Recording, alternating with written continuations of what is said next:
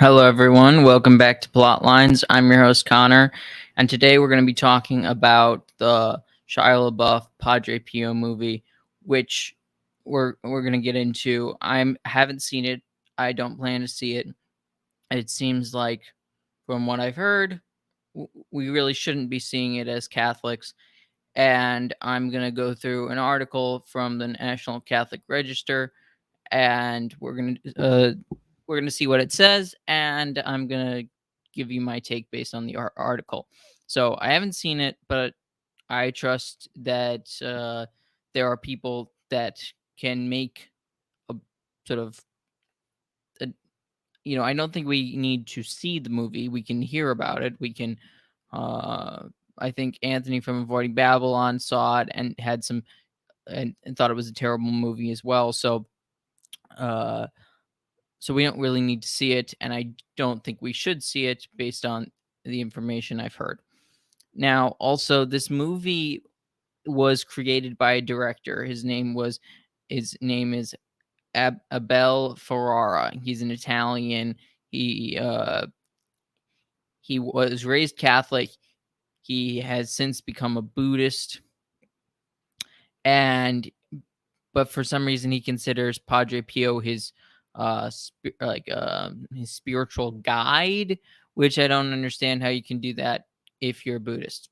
So this guy's already kind of crazy, in my opinion, based on what we know about the director. So just these types of people should not be making movies about Catholic things. When you have Mel Gibson doing The Passion of the Christ, obviously you may disagree with Mel Gibson on certain things, and it's unclear to me whether or not he's a sedevacantist or not, and that sort of thing. I know he was raised sedevacantist or something like that, but he at least has a very strong understanding of the Catholic faith, and he makes sense that Mel Gibson could make a good Catholic movie.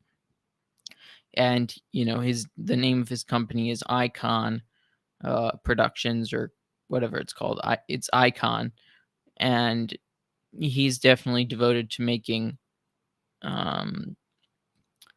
more religious films in certain ways. Obviously, he makes non-religious films, so that's neither here nor there. But he's definitely trying to make good art, like an Icon. Not all of it like an Icon, of course, like I said. But let's get into the article so we can understand it a little better, like what's going on. Okay. Sacrilege in Shia LaBeouf's new Padre Pio film. Now, again, like I said, it really should be the Abel Ferrara movie. That's what we should call it, because that is really the focus, in the sense, like, this is his creation, not necessarily Shia LaBeouf. Obviously, Shia LaBeouf plays Padre Pio, and that's why a lot of people will want to see it. His conversion was very important recently. So the subline is, yes, God brings good out of evil, but we are never permitted to do evil, that good may come of it. Very true, very true.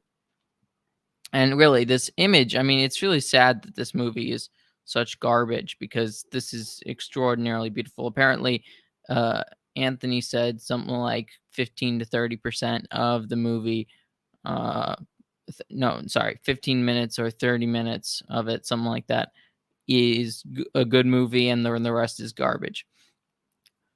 Disclosure one, I have not seen the recent R-rated film about Padre Pio. Also, that it's R-rated is a bit sketch, though. Obviously, The Passion was R-rated, but that, I think, was maybe a little political, or trying to get Catholics not to go to the movie. But then again, I wasn't really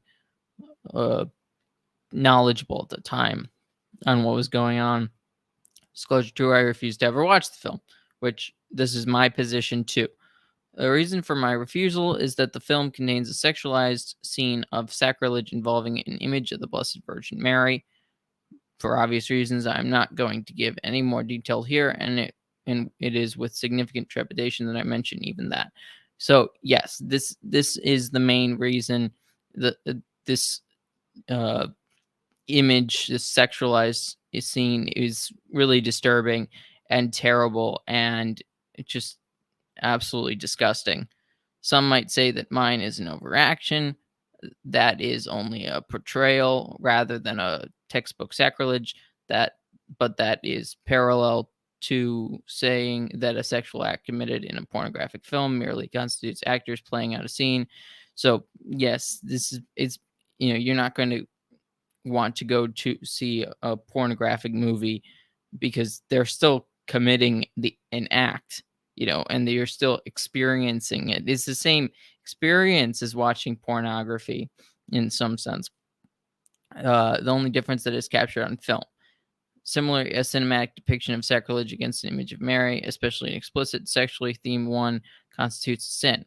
Some might argue about the textbook definition of sacrilege, but at minimum, such a scene constitutes a sin against religion. The sort of sacrilege or sort of desecration or this attack on religion, this is me speaking, of course, is just something we should refuse to participate in. It's disgusting, and we shouldn't allow uh, directors to basically take over or use our religion for their own use and for their own profit with and they don't have any intent of actually representing our faith in a good way, in the correct manner. So I don't, this is the reasons why. And I support so far this article. Sadly, this is not the first movie to do so. In 1973, a film called The Exorcist was released. The movie contains a scene of sexually themed sacrilege involving a crucifix. I did not know that previously. I've never seen The Exorcist. Nevertheless, the film has a fair share of Catholic defenders. Some claimed that the film reinvigorated the Catholic faith. No doubt the same claim will be made about this movie. But even if this is the case, that some people might become Catholic watching this movie, it's not an excuse. It does not excuse the sin. It is a fundamental moral principle that a person cannot, under any circumstances, commit a sin, even if he believes it will lead to a greater good. Yes, it reminds me very much of a part of an Evelyn Waugh um, sort of element of Brideshead Revisited. One of the characters has this belief that she should save man from committing a sin by participating in sin with him, which doesn't even make any sense because they're both committing the same type of sin, uh, basically. Anyways, so it's just bizarre. Anyways, this is the stuff of situation ethics, which has been formally and consistently condemned. Bluntly, I'm not morally permitted to commit a sin, even if that sin leads to the conversion of the entire world. Yes, God brings good out of evil, but I am never permitted to commit a sin. So, the ends don't justify the means. Also, that's because we can't know what the sort of the we can't know what the ends will be by participating in the means. There's no guarantee of anything like that. There's no possibility, like there's no guarantee that this movie would convert the whole world or convert anyone. So committing the sin is not helpful in by any stretch of the imagination. There's something else here that needs to be discussed, and it's addressed far too infrequently. Those scenes like those described above should offend the sensibilities of every Catholic. They are terribly damaged to those of us who suffer from scrupulosity. As Father Alfred Wilson explains in Pardon and Peace, a scruple can be defined as an uneasy, unfounded fear of having committed a sin.